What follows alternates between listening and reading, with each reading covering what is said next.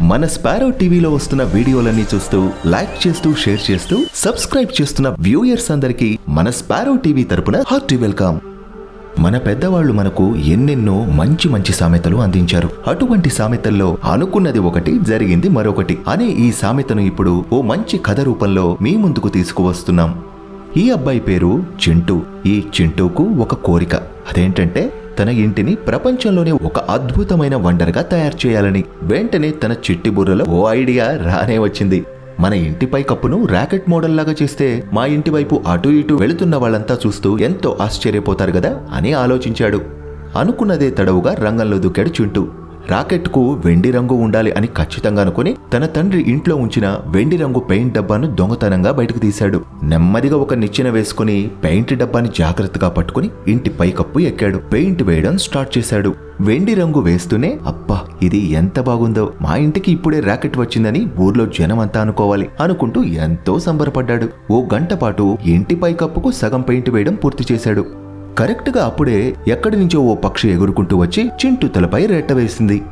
ఎంతో కోపంగా తన చేతిలో ఉన్న బ్రష్ ని ఎగురుతున్న పక్షిపై విసిరేశాడు. ఆ పెయింట్ బ్రష్ ఎక్కడో దూరంగా పడిపోయింది. ఆ బ్రష్ పోయిందన్న టెన్షన్ తో ఉన్న చింటూ తన చేతిలో ఉన్న పెయింట్ డబ్బాని కాస్త జారవిడిచాడు. అలా తన చేయి జారిన ఆ పెయింట్ డబ్బా కిందే నిలబడి ఉన్న అమ్మ కట్టుకున్న పసుపు చెరుపై అంతా పెయింట్ పడి ఖరాబ్ అవడంతో పాటు చింటూకు ఎంతో ఇష్టమైన ఎరుపు టైల్స్ పైన కూడా పడింది. చింటూ ముఖం పాలిపోయింది పాపం. అమ్మ కోపంతో చింటూను చూస్తూనే ఉంటే ఈ లోపల చింటూ నాన్న పెయింట్ ఎక్కడికి పోయింది అంటూ వచ్చాడు. చింటూ ఎంతో భయపడుతూ తడబడుతూ నేను పైకప్పుకు రాకెట్లా వెండి రంగు వేద్దామనుకున్నా, కానీ ఇలా అయింది అన్నాడు ఏడుస్తూ. చింటూ వాళ్ల నాన్న తనకొచ్చి నవ్వు ఆపుకోలేక అవునా నువ్వు అనుకున్నది ఏంటి, రాకెట్ పైకప్పుపై వెండి రంగు, కానీ జరిగింది ఏంటి, నీ తలపై పక్షిరెట్ట, మీ అమ్మ చీరపై మన ఫ్లోర్ పై వెండి రంగు అంటూ నవ్వసాగాడు. చింటూ రాకెట్ రంగు కల చివరకు ఇలా అయింది. అందుకే అనుకుంది ఒకటి అయింది ఒకటి అనే ఈ సామెత ఈ చింటూకు బాగా మ్యాచ్ అవుతుంది కదా.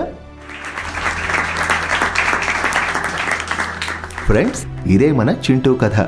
ఈ కథ గనక మీకు నచ్చితే లైక్ చేయండి, షేర్ చేయండి, మన ఈ స్పారో టీవీని సబ్స్క్రైబ్ చేయండి. మళ్ళీ మరొక సామెతకు సంబంధించి ఓ మంచి కథతో మీ ముందుకు వస్తాం.